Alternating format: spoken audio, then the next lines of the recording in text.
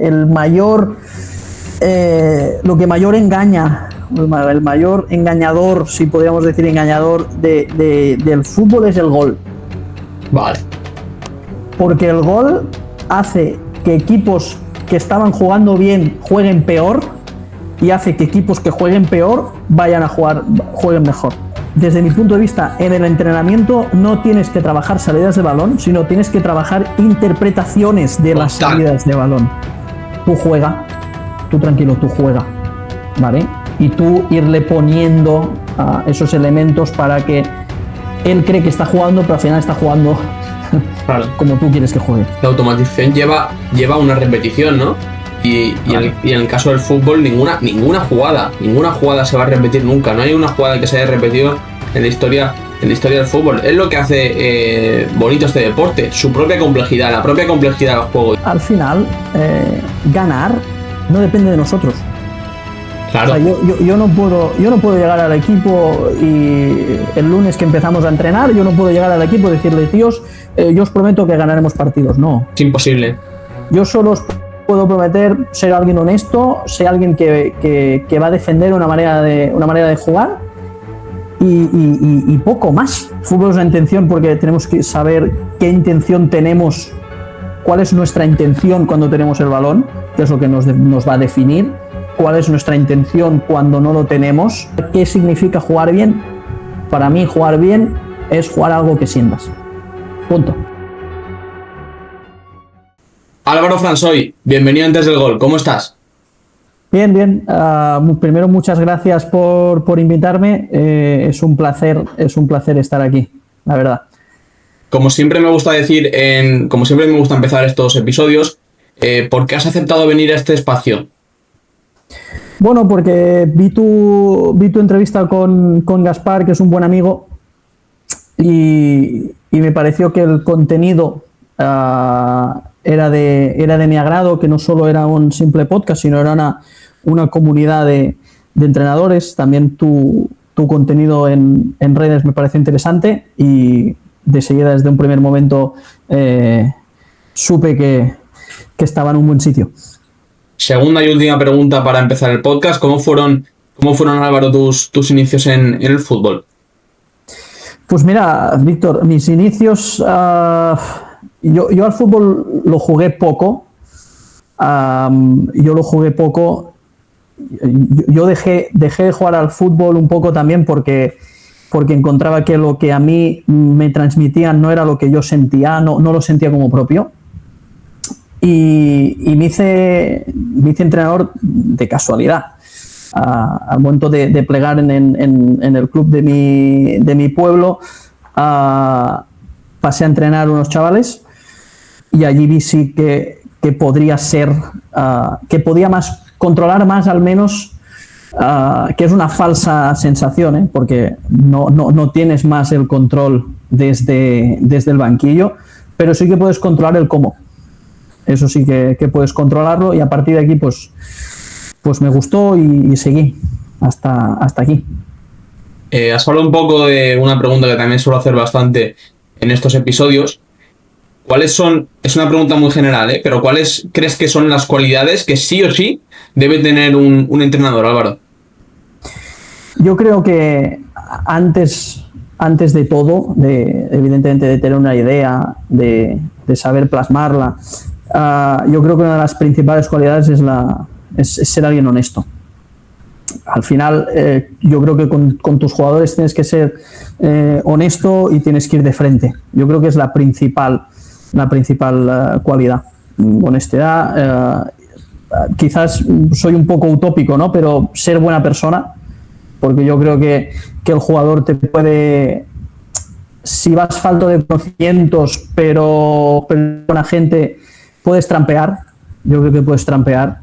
Pero si no tienes o no tienes los conocimientos suficientes o no los sabes transmitir y encima eres mala persona, pues estás fuera a las primeras de cambio. Como jugador, has dicho que quizás lo dejaste algo pronto, pero como jugador, ¿viviste alguna experiencia con un entrenador que quizás no cumple con lo que estás comentando ahora? No, ¿ves? En este caso no. En este caso no. Yo tuve la suerte de que tuve entrenadores honestos en ese sentido. Era más una cuestión de maneras de entender. Al final, yo ahora tengo 32 años. Cuando jugaba, pues era muy distinto, o cuando se entrenaba era muy distinto a lo que se entrena ahora. Yo probablemente, si hubiera entrenado como jugador como se está entrenando ahora, hubiera durado seguro que algo más. ¿Por qué lo dices? Bueno, porque creo que ahora se tiene mucho más en cuenta al jugador, a lo que siente, a su progreso individual dentro de una idea colectiva, que antes. Antes era... Hablo de incluso a todos los niveles, no solo a nivel profesional, sino a nivel amateur, a nivel de equipo de pueblo, digamos. Yo creo que ahora el entrenador es mucho mejor entrenador de lo que era antes, seguramente también porque tiene más medios. Exactamente. Más medios para formarse y para leer y para preguntarse cosas. Estoy totalmente de acuerdo contigo. Yo creo que el entrenador de hoy en día, y no solo el entrenador, sino también relacionado con lo que comentabas de los medios, el propio staff está mucho más preparado que hace años, y que muchas veces, otras veces no, pero muchas veces esa preparación o esa capacidad de ser competente lleva una correlación con la mejora del futbolista. Algo relacionado también con lo que has comentado antes, que el entrenador debe ser, como decías, que quizás suena algo tópico, pero debe ser buena persona, porque no nos olvidemos de que estamos tratando con personas que juegan al fútbol, sí, pero son personas. Y luego también, como siempre, lo digo siempre, no me gusta tampoco investigar mucho del invitado más allá de lo básico, porque creo que pierde mucha riqueza esta conversación. Pero sí que vi una frase que me gustó mucho. Era en catalán, la traduzco al castellano, que es que el fútbol es una intención. Corrígeme si me equivoco. Sí. ¿Cómo llevas esto? Sí, explícanos un poco el significado de la frase para que el que a lo mejor le diga, hostia, una intención, pero ¿por qué? Si para mí el fútbol es jugar 4-4-2, decirle al punta que corra y demás historias. Explícales un poco a esas personas que quizás partan de cero qué significa que el fútbol es una intención, y también aplica al día a día, ¿cómo puedes llevar esa idea? Pues como bien dices, para mí el fútbol, aparte de que es que va muy relacionado con la manera como tú vives y como tú sientes la vida, el fútbol es una intención, porque está muy bien eso, que si vamos a jugar con 4, que si vamos a jugar con 3, pero yo creo que tenemos que ir más allá, ¿no? El fútbol es una intención porque tenemos que saber qué intención tenemos, cuál es nuestra intención cuando tenemos el balón, que es lo que nos va a definir, cuál es nuestra intención cuando no lo tenemos, ¿vale? Yo... antes comentabas lo de que estamos tratando con personas. Al final es lo que decía Seirulo, ¿no? Es el ser humano deportista. No tenemos que olvidarnos de eso. Y yo, para mí, lo defiendo como algo súper necesario en el fútbol actual, y para mí el buscar la intención que tiene el equipo al final es lo que marca su ADN, ¿no? Su esencia. Y volviendo a lo que decías del día a día, yo creo que todo el trabajo diario, que también va ligado con la honestidad, con ser honesto, al final es ser honesto con una manera de entender el juego. Y tú en tu día a día como entrenador, en tus tareas, tienes que respetar siempre las intenciones, porque al final lo único que puedes controlar es tu intención, tu manera de jugar. Es lo único que puedes controlar. Y la gente me dirá, hostia, es que si no tengo buenos jugadores, pues no puedo jugar, si no... No. Esto vas a tardar más tiempo o menos tiempo. Pero yo creo que tu intención puedes aplicarla, evidentemente, siempre adaptándote a la idiosincrasia del club, donde estés, y del tipo de jugadores que tengas. Pero yo creo que tu manera de entender el juego, ¿no? Tu intención futbolística, siempre es aplicarla. En algunos quizás serás más vertical, algunas veces darás más toques en salida, algunas veces darás menos, pero eso va en función, claro, de los jugadores y del club donde estés. Pero yo creo que la intención tiene que ser siempre la misma, y nunca traicionarse. hace una semana, en el momento que grabamos esto, el 12 de agosto, no está subido, pero cuando se suba sí estará subido. Grabé un podcast también con, no sé si lo conoces, con Nori, de Espacio Reducido, que también sube contenido en Twitter y demás, y él me comentaba, un poco hilado a esto, que él no hablaba de patrones cuando analizaba un equipo, veía un equipo, no hablaba de patrones, sino de la propia intención, que va muy relacionado con lo que estabas comentando. Si no me equivoco, ahora no estás entrenando, pero cuando entrenabas, o si en un futuro vuelves a entrenar, ¿cuáles eran tus intenciones o cuál era la intención principal de tu equipo? Bueno, permíteme corregirte aquí, Víctor. Sí que mi intención era no entrenar, pero sí, al final, de hecho, el lunes empezamos la pretemporada con el Rosa City, que es un equipo de aquí de mi ciudad. Yo siempre digo que ¿cuál es la intención? Yo defino 4 momentos, que es el momento con balón, el momento sin balón y el momento de recuperación de balón y de pérdida de balón. Hay gente que habla de transiciones. A mí personalmente no me gusta hablar de transiciones porque, y esto no lo digo yo, lo decía Lillo, ¿no?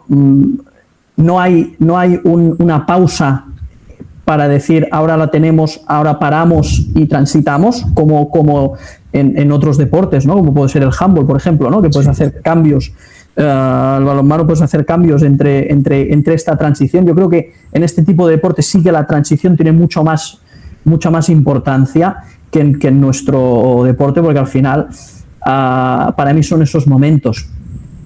Y otra cosa muy importante, para mí el momento con balón se trata de ir superando rivales hasta llegar a campo contrario,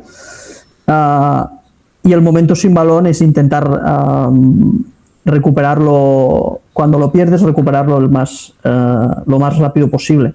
Con estas 2 ideas claves, la primera, tener la pelota siempre, a partir de aquí se van construyendo cosas, se van construyendo la táctica y se van construyendo lo que para mí es una gran olvidada, que es la lógica interna del juego. Veo mucha gente, incluso veo entrenadores de fútbol base que trabajan mucha táctica y mucha técnica, pero casi nadie trabaja lógica interna, y al final la lógica interna son los fundamentos, ¿no? Van por delante, ¿no? Yo creo que van por delante de la táctica, y pienso que la lógica interna es la gran olvidada, y a veces no le damos la importancia que tiene. Gaspar lo decía, Gaspar precisamente en este podcast, y siempre lo ha dicho, respetar al juego y respetar la pelota. Y además justo ayer, en el momento que grabamos esto, publicaba un post en X que hablaba de que el juego se hacía jugando con la pelota, y creo que esto es una de las claves del propio juego. Por llamarlo de alguna forma, ¿qué importancia le das a la propia interrelación o interconexión que tiene el juego? Es decir, hablabas del momento con balón, pero ¿qué importancia le das a cuando tú tienes la pelota, estar preparado para cuando no la tengas, y viceversa? Bueno, pero yo creo que esto te lo da el propio juego, ¿no? Yo creo que esto te lo da el momento previo que has tenido con balón. Es el que te hace estar más o menos preparado para cuando la pierdas. Esto no lo digo solo yo, lo han dicho mucha gente, ¿no? Si tú haces 3 pases, pues es muy difícil después estructurarte para poder recuperar el balón alto, sí, ¿vale? Si tú haces 20 pases, es mucho más fácil porque el equipo está más junto, y el equipo y las relaciones entre jugadores son más cercanas. Es igual que la salida de balón. Hay mucha gente que veo entrenamientos que se dedican a automatizar la salida de balón. Para mí la salida de balón, cuando me preguntan ¿cuál es tu salida de balón? Para mí mi salida de balón son mis jugadores. Perdona por interrumpir este vídeo, pero te voy a contar algo que, si te quieres dedicar al fútbol de verdad, estoy seguro de que te va a interesar. Y es que en Antes del Gol hemos creado nuestra lista de correos, una aportación de valor semanal. Pueden ser reflexiones sobre el juego, análisis táctico, reflexiones sobre metodología, psicología, sesiones de entrenamiento propias de equipos profesionales, de canteras profesionales, experiencias y dificultades del día a día en el entrenador, reflexiones y tips sobre el liderazgo, cómo gestionar un grupo. A fin de cuentas es una aportación de valor semanal para que tú puedas leerla en 5 minutos y aplicarla al día siguiente en tu equipo. En el siguiente entrenamiento podrás aplicar todos los conocimientos que vayas a ver en nuestra lista de correos. Como digo, cada miércoles a las 5 de la tarde, hora española, te mandamos una aportación de valor semanal para que tú puedas evolucionar como entrenador. Es gratis, sin spam, y puedes darte de baja cuando quieras. En este código QR que ves en pantalla puedes escanearlo y suscribirte a nuestra lista de correos, donde somos actualmente más de 90 entrenadores que quieren evolucionar en el juego de la mano de antes del gol. Nos vemos el miércoles. Y la interpretación que hacen mis jugadores de lo que está pasando. Para mí hay unos espacios y estos espacios se deben ocupar. A partir de aquí, claro que incidimos en ejercicios, y ahora quizás me avanzo a otras preguntas, a la manera de cómo trabajamos esa salida de balón, que a mí me gusta ir de ejercicios más globales, a conceptos como quién salta, pues si salta este está solo juegas, ¿vale? Sensaciones de pum, pum, en función de quién salte hay uno solo, y después sí que vamos a esto en un juego de posición o con diferentes zonas, donde obligas a saltar, pero es muy importante que obligues a saltar desde mi punto de vista diciéndoles aquí saltáis, pero me da igual si saltas tú o saltas tú o saltas tú. Exacto. Porque claro, no vamos a automatizar, no, mira, aquí saltas tú, porque si saltas tú estás, no. Aquí, si tú eliges saltar, salta, ¿vale? Y yo en estos tipos de tareas suelo hacer 3 series. La primera serie, nadie salta, ¿vale? Y es todo mucho más pausado, a ver dónde está el espacio. La segunda serie, obligo a saltar. Y la tercera serie le digo al jugador, tú eliges. Que al final es lo que te vas a encontrar en el día a día. Tú eliges si saltas o no saltas. Y después ya lo llevamos a campo grande, con diferentes zonas, ¿vale? Y allí sí que incidimos más en mira cómo está puesto dónde te ubicas tú, etcétera. Buenísimo. Mira, me lo había apuntado ahora. Siempre tengo un bolín papel aquí delante para ir apuntándome cosas y que no se me olviden. La situación que comentabas de mi salida de balón son mis jugadores, y que en vez de automatizar por el rival, es decir, automatizo quién salto, quién me va a saltar, que realmente es imposible porque tú no estás nunca en la mente de los 11 jugadores que van a situarse para ver quién va a saltar en función de qué situación. A lo mejor el entrenador sí que automatiza un salto suyo del rival que tú no conoces. Entonces, hace también muy poco hablaba con Juanjo Martínez, que también publica contenido en redes y que anima a todo el mundo a poder verlo, y él me decía que él era el primero que colocaba sus hojas en el vestuario, ¿no? De automatismo, de salía balón 1, A juega con B, B juega con C, salía balón 2, salía balón 3, que era el primero que lo hacía, pero que luego se dio cuenta que evidentemente esto era algo erróneo. Vamos a hablar un poco también de estas situaciones automatizadas, que seguramente creo que están, no sé por qué, pero muy mal concebidas, porque él también me ponía el ejemplo de un comentarista en el Mundial, en un partido de España, que hablaba de que España tenía muchas soluciones porque tenía muchos automatismos, y él decía que exactamente era al revés. España tenía muchas soluciones porque no tenía automatismos, y luego él ponía el ejemplo de estas hojas, ¿no? De salía balón 1, salía balón 3, y él dice: un entrenador me puede decir que tiene 5 salidas de balón porque el equipo está súper trabajado, y yo le respondo que yo tengo infinitas salidas de balón. ¿Qué relación tienes tú con esto que acabamos de comentar? Es que estoy al 200% de acuerdo con esto. Al final, hablan de automatismos, pero es el hecho de que tú no automatices hace que el jugador sea más capaz de interpretar estas situaciones y ser un equipo más complejo y más camaleónico, que al final que se adapta. Al final, tú, desde mi punto de vista, en el entrenamiento no tienes que trabajar salidas de balón, sino tienes que trabajar interpretaciones de las salidas de balón.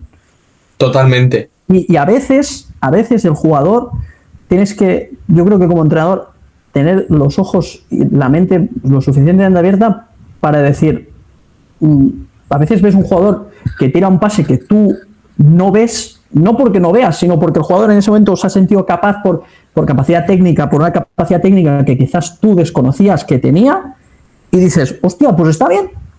Pues está bien, al final vamos al objetivo, ¿no? Establecemos un patrón que digamos, vale, pues nuestro objetivo vamos a llevar el balón fuera, ¿vale? Y en función, después de llevar el balón fuera, lo meteremos dentro y atacaremos por el otro sector, ¿no? Esto se puede hacer de muchas maneras distintas. El hecho de acumular balón en un lado para acabar por el otro, hay infinidad de maneras de hacerlo. Vale, pues vamos a partir de ese patrón. Y a partir de aquí, interpretaciones. Si el mediapunta es el que aparece dentro, pues el mediapunta aparece dentro, pues el lateral puede meter el balón al mediapunta, el mediapunta dejar de frente y girar con el extremo.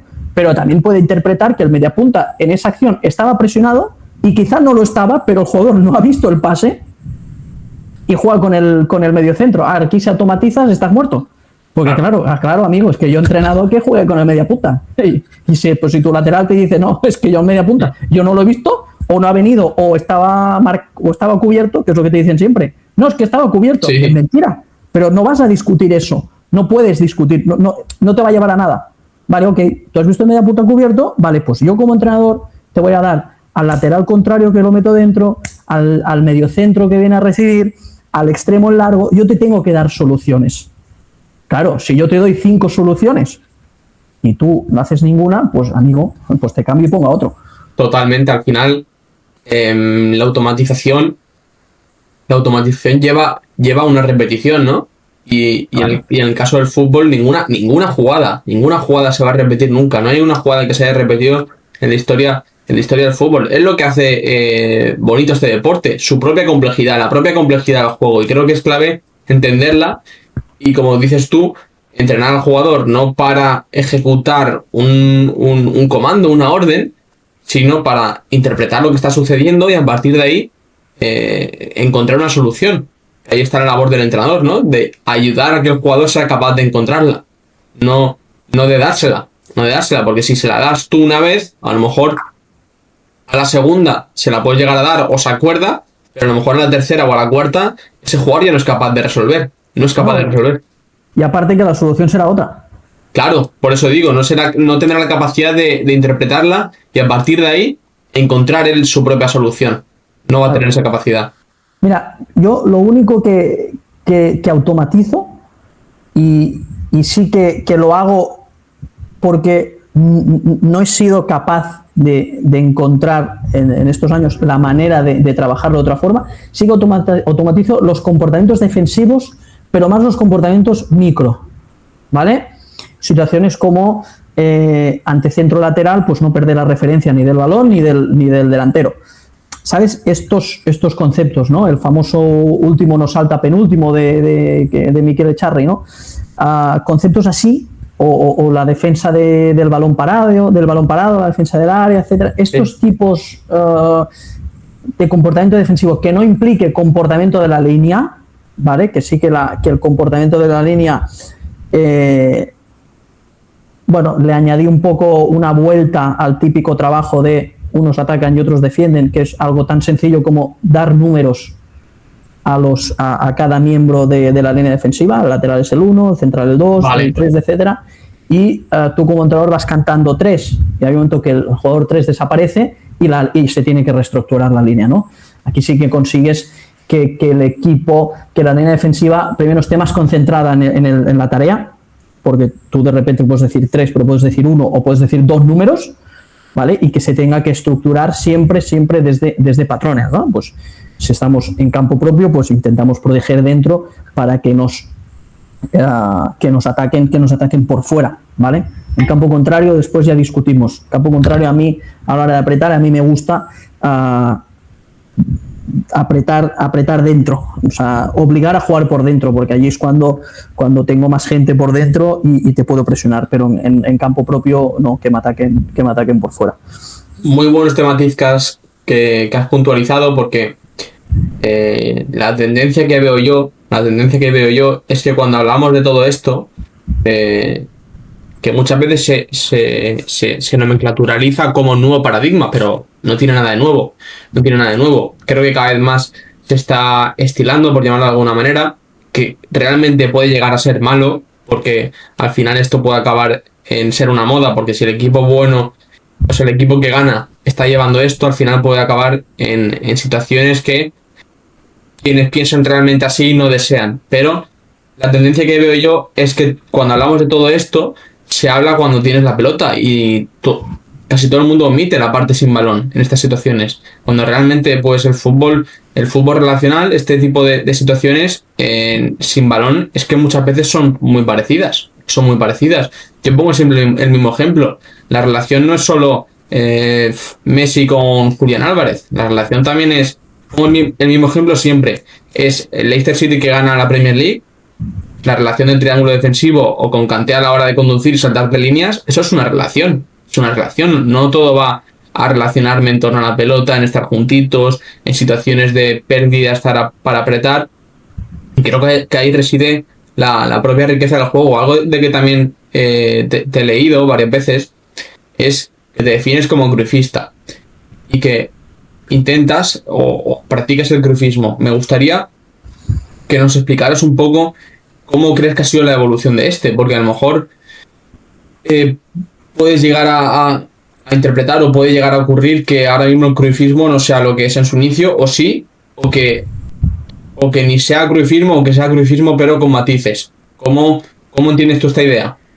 Yo, es una buena pregunta.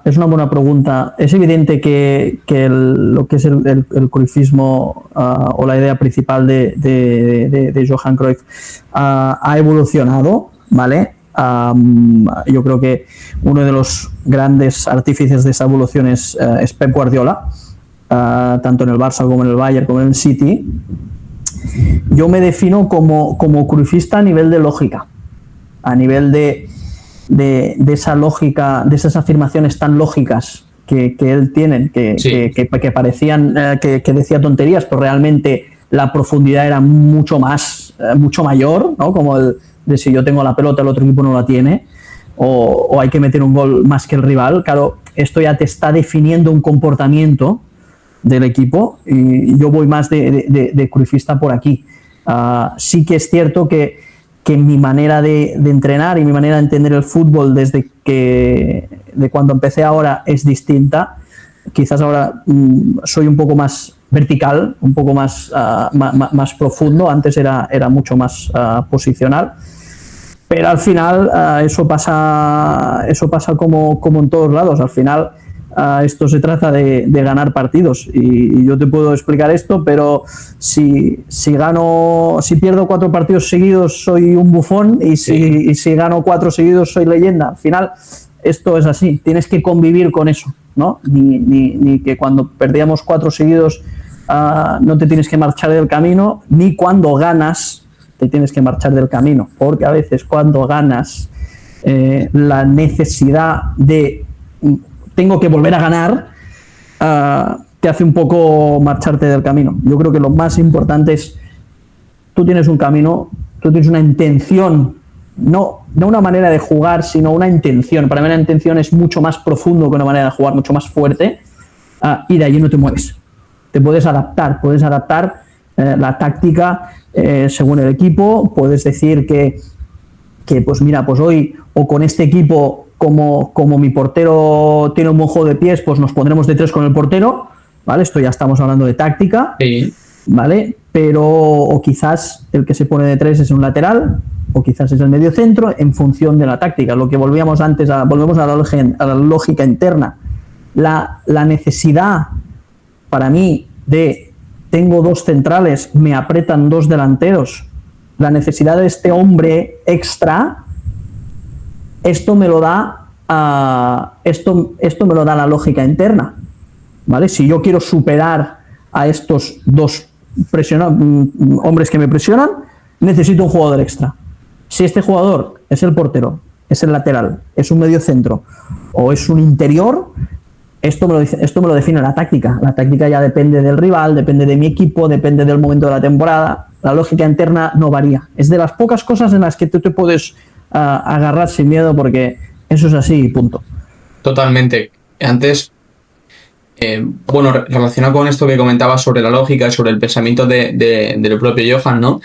recuerdo el documental que se le hace en Movistar hace unos años, que ponen varias tomas donde se ve repetidamente como Johan dice, es lógico, poniendo en bandera ese pensamiento que tiene él, siempre pensando en la lógica, sea del juego, sea de la vida, pero siempre pensando en la lógica. Luego también hay algo que has comentado antes que me llama la atención, o que me llama a la reflexión, mejor dicho. Comentabas las situaciones de entender el juego. Pero creo que aquí reside, pues como te digo, un tema para reflexionar, porque muchas veces se dice, este jugador no entiende el juego, este jugador no tiene la capacidad para interpretarlo.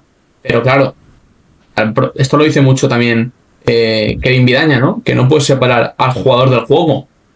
No puedes separar al jugador del juego porque realmente el juego es así porque el jugador está jugando. Si el jugador no estuviera jugando al juego, el juego sería de otra manera. Entonces, el entender el juego, o que un jugador entienda el juego o no lo entienda, creo que hay que cogerlo un poco con pinzas, ¿no?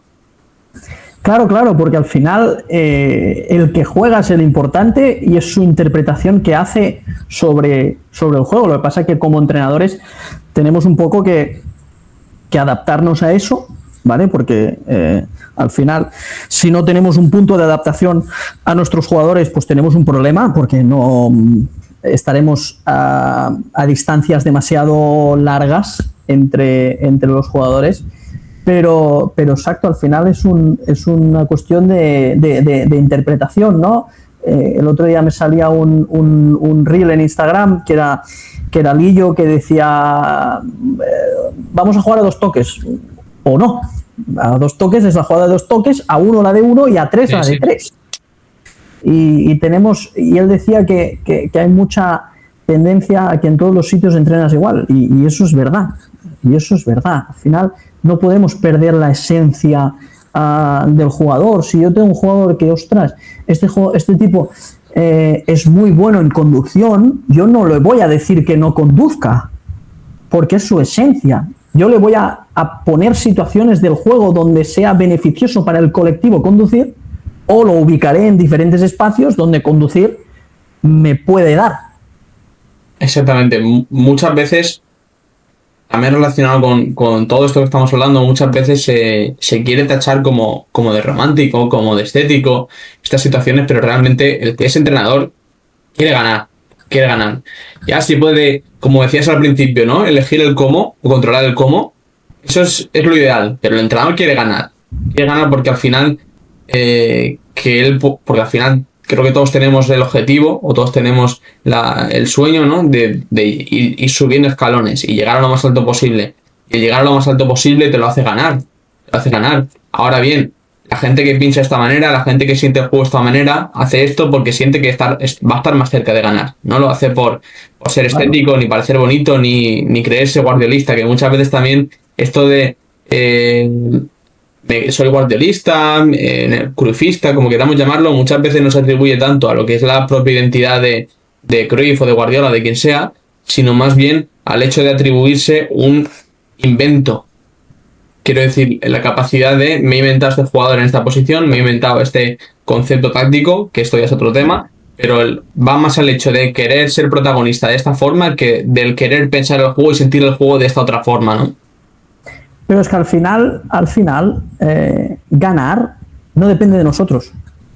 Claro. O sea, yo no puedo llegar al equipo y el lunes que empezamos a entrenar, yo no puedo llegar al equipo y decirle, tíos, yo os prometo que ganaremos partidos. No. Es imposible. Yo solo os puedo prometer ser alguien honesto, ser alguien que va a defender una manera de jugar y poco más. Al final, si tú al final tienes que controlar lo controlable.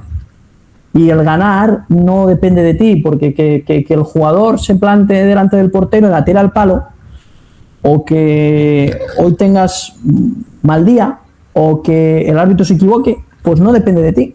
No depende de ti. Lo único que depende de ti es el cómo. Y si el cómo es bueno, pues eso que más te acerca a ganar. Total. Y me avanzo. ¿Qué es jugar? ¿Qué significa jugar bien? Para mí, jugar bien es jugar algo que sientas. Punto. Ya está. Buenísimo. Yo puedo valorar si esta manera de jugar al fútbol me gusta más o me gusta menos. pero para mí jugar bien es jugar algo que sientes, siempre respetando el reglamento, evidentemente. Pero si tú sientes que tu jugar es el bloque bajo, con defensas de 5 y robar para correr, hacerlo bien tiene mucho mérito, ¿eh? Exactamente, al final creo que también se transmite mucho que lo sientas o que tu equipo lo sienta o no lo sienta. Y eso dice mucho de, como dices tú, si estás jugando bien o mal. ¿Cuánto puede esconder una victoria? Yo soy un fiel defensor de que la victoria muchas veces es muy mentirosa. Yo siempre digo que el mayor, lo que mayor engaña, el mayor engañador, si podríamos decir engañador del fútbol es el gol. Vale. Porque el gol hace que equipos que estaban jugando bien jueguen peor y hace que equipos que jueguen peor jueguen mejor. Y la victoria es lo mismo, va por allí. Al final, tú puedes ganar partidos, pero el jugador te va a retar. El jugador que realmente quiere mejorar te va a retar. Y al final tú puedes tener mucho carisma y puedes saber comunicar, pero el jugador va rascando. Y al final, si tú solo tienes carisma, queda contrachapado. Queda una pequeña capa de barniz y después en el fondo no hay nada. Al final, yo creo que como más arriba entrenas, me imagino que esta exigencia es mayor, ¿no? Porque el jugador ha vivido más y seguramente sepa más de fútbol, no solo porque sea más inteligente que el jugador que no ha jugado a este nivel, sino simplemente porque ha tenido entrenadores mejores. Te lanzo una pregunta muy general. Ahora que has comentado que cuanto más arriba crees que el jugador puede saber más de fútbol, ¿qué es para ti saber de fútbol, Álvaro? Qué gran pregunta, Víctor. He recibido respuestas de todo tipo, ¿eh? Por eso me interesa saberlo. ¿Qué es para ti saber de fútbol? Es que aquí tenemos que matizar. ¿En qué contexto? En general, claro, porque es la famosa frase de Clemente, ¿no? Ver mucho fútbol quiere decir que sabes mucho de fútbol. Pues las vacas de Lezama que están todo el día viendo fútbol, pues no tienen ni idea, ¿no? Pues es un poco esto. Si vamos a la idea de entrenador, saber de fútbol es tener una idea clara y saberla transmitir. Dentro del fútbol cada vez hay más especificidad. Leí una vez en el Perarnau Magazine que decía que el que solo sabe de fútbol ni de fútbol sabe. Sí. Porque para saber de fútbol hay que saber de comunicación, tienes que saber mínimamente de preparación física, aunque tú tengas un preparador físico formado, tienes que saber mínimamente de preparación física, de software de vídeo, de nutrición, de mil cosas.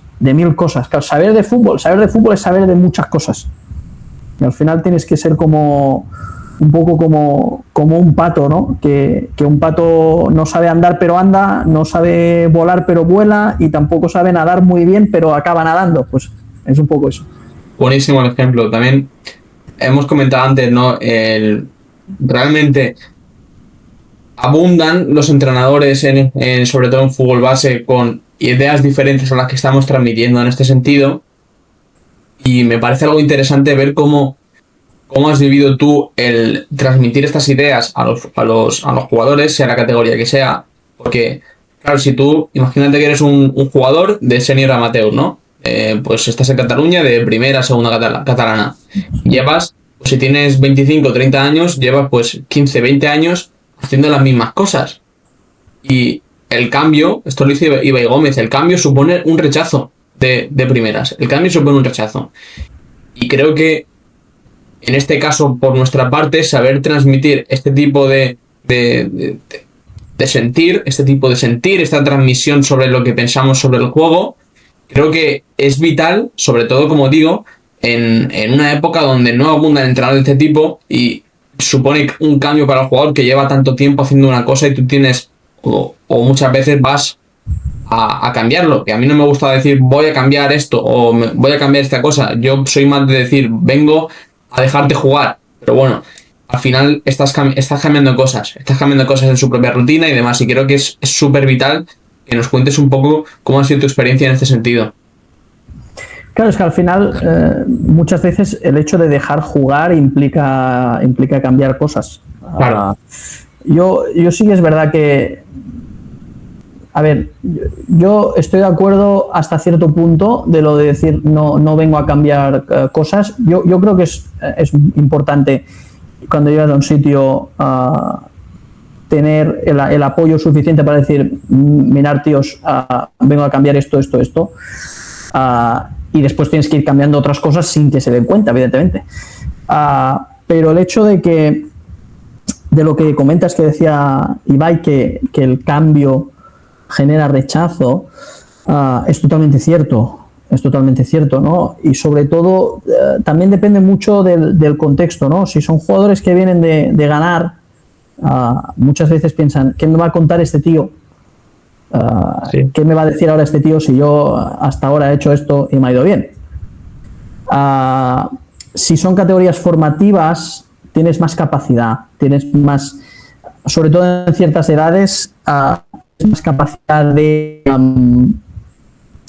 transformar a estos jugadores, pero al final todo se basa un poco en el liderazgo, que crean en ti y que vean, sobre todo que vean, porque al final cuando nosotros vamos a entrenar, entrenadores que piensan parecido a mí, el jugador se lo pasa bien entrenando, y eso es un gran punto. El jugador se lo pasa bien entrenando porque hay todas las fases del entrenamiento son con balón, el jugador siente que tiene mucha más libertad, porque realmente es una libertad un poco, entre comillas, falsa, ¿vale? Porque tú lo que estás haciendo en las tareas es buscar esos constreñimientos que te permiten modificar la tarea sin que el jugador se dé cuenta, y le generas esa sensación de libertad, y al final lo que tenemos que llegar a conseguir como entrenadores es decirle a nuestro jugador, tú juega, tú tranquilo, tú juega, ¿vale? Y tú irle poniendo esos elementos para que él cree que está jugando, pero al final está jugando claro, como tú quieres que juegue. Que otra pregunta de estas generales, que tiene que tener para ti, teniendo en cuenta todo esto, que tiene que tener para ti sí o sí, te dejo elegir una tarea, una sesión, pero que tiene que tener sí o sí, en el sentido de mañana me llaman de este club, que entrenan en no sé qué sitio, haciendo alusión antes a la frase de Juanma sobre que entrenemos donde entrenemos, siempre tenemos pues esa identidad nuestra que nos hace propio, pero ¿qué aspectos tiene que tener sí o sí una tarea, una sesión de entrenamiento?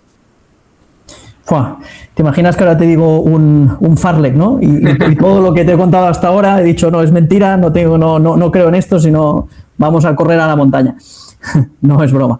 Para mí, yo creo que a mí me gusta utilizar una serie de tareas que me permiten ver a ver dónde estamos, ¿vale? Que son simples conservaciones de balón, posesiones. No tanto juegos de posición.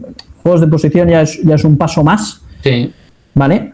Pero yo creo que cuando llego a un equipo, siempre intento un par de tareas, ya sean conservaciones con una intencionalidad, con algunas zonas en función del nivel de los jugadores, pues más complejas o menos complejas, pero vamos a ver cómo estamos a nivel de interpretación, y a partir de aquí es cuestión de ojo. Yo siempre, por ejemplo, tenemos un mes de pretemporada. Yo la pretemporada yo planifico solo las 2 primeras semanas. Vale. Las otras semanas no las planifico. Las otras semanas es ojo, puro ojo. ¿Por qué? Porque me he encontrado veces de planificar todo el mes y llegar a la segunda semana y decir, yo es que no puedo ir a trabajar ataque posicional, por ejemplo, a entrenar ataque posicional si mi salida de balón no sigue siendo limpia. Eso al final te lo hace el ojo, te lo hace el día a día, el estas cosas. Pero sí que quizás este tipo de conservaciones de balón donde tú puedes ver muchos aspectos, como aspectos de interpretación, aspectos capacidad técnica, capacidad táctica, capacidad emotivo-volitiva, cómo se relacionan con los compañeros, si estos juegan más con este o juegan menos, si este puede jugar por dentro. ahora y lo voy cambiando, ¿eh? Ahora tú ponte dentro, tú ponte fuera. Sí. A mí no me gusta llegar y decir, vale, este es medio centro, por tanto este es medio centro, hace de comodín. Bueno, vamos a ver, ponte por fuera a ver qué. Y después te pones dentro. Que el jugador sepa que por fuera es más sencillo porque ves el juego de cara, porque quizá tú habrá una situación que tu interior se tendrá que lateralizar para generar una superioridad. Por tanto, tu interior tiene que entender que si juega por fuera el juego de caras es mucho más sencillo y lo ve todo de caras. Por eso es muy importante también que en una posesión donde haya comodines por fuera, que no solo sea comodín por fuera el portero o el central, que es el que ve el juego y mete el balón dentro, sino que también sea el interior que juegue, o el mediocentro. ¿Por qué no te puedes poner de tres con el mediocentro y en lugar de que el mediocentro se meta dentro entre los dos centrales, se meta en un lateral para obligar a uno de dentro a saltar en diagonal y que haya ese espacio? Bueno, pues se tendrá que saber ubicar en estas situaciones. Yo creo que desde mi punto de vista va un poco por aquí. A mí me gusta mucho, sobre todo, hilando esto último que has comentado, me gusta siempre, y más en categorías formativas, ¿no? Coger muy con pinza en las posiciones. Que en este caso, ¿no? Por ejemplo, puede haber un lateral derecho que ha jugado toda su vida de lateral derecho y él no quiere salirse de ahí porque lleva jugando, como comentábamos antes, el cambio genera un rechazo y lleva jugando 25 años de lateral derecho. Tú a lo mejor le puedes sacar los clips de los partidos y le dices, oye, es que el 95% de los balones que tocas en campo rival estás jugando de media punta, estás jugando de doble pivote o estás jugando de extremo. O sea, de lateral estás en ningún momento. Y claro, tú a la hora de dar la alineación, pues necesitas una cierta base, un cierto marco común en el que, por así decirlo, la gente entienda más o menos qué puede llegar a hacer. Pero luego, una vez el balón se mueve, todo cambia. Yo puedo estar jugando o decir que juego 4-4-2 y si mi extremo, cuando no tengo la pelota, se mete demasiado detrás, se hunde demasiado, termino siendo una línea de 5. Lo siento, pero hasta aquí puedo contarte por aquí. El resto de la conversación, que es realmente la parte buena de la conversación, está dentro de la comunidad de Antes del Gol. Y te corto aquí a propósito, y es que solo tienen acceso a este podcast completo, sin recortes, los entrenadores que están dentro de nuestra comunidad. Y no solo tienen acceso a este podcast, tienen acceso a todos los podcasts que ya hemos subido, a las masterclasses que subimos de cada módulo, a los artículos exclusivos que subimos a la comunidad, análisis, biblioteca de tareas y una base de datos con clips tácticos tanto colectivos como individuales, además de a una serie de entrenadores que piensan el fútbol igual que tú, que entienden el juego de esta manera. Si quieres entrar a la comunidad y ver completo este episodio, así como todos los episodios anteriores, las masterclasses y todo lo que te acabo de comentar, tienes este código que ves en pantalla para escanearlo, o puedes entrar al enlace en la descripción o escribirme al correo, escucha bien, antesdelgolcomunicacion@gmail.com con el asunto quiero ver el podcast completo. Como te digo, lo más fácil es escanear el QR, pero puedes hacer cualquiera de estas tres cosas. Nos vemos dentro.